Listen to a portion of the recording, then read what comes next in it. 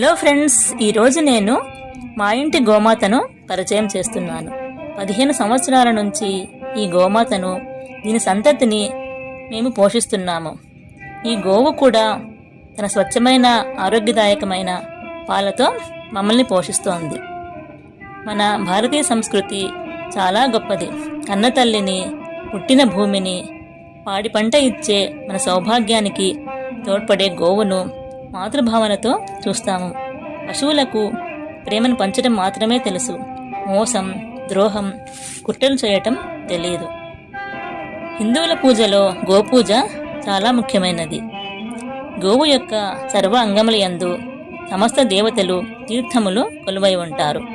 ఈ గోవును పూజించటం 33 కోట్ల దేవతలను పూజించటంతో సమానమని పెద్దలు చెప్తారు. కనుక గోమాతను పోషిద్దాం, గోమాతను పూజిద్దాం, మన సంస్కృతిని కాపాడుదాం, సర్వశుభాలు పొందుదాం. Thank you.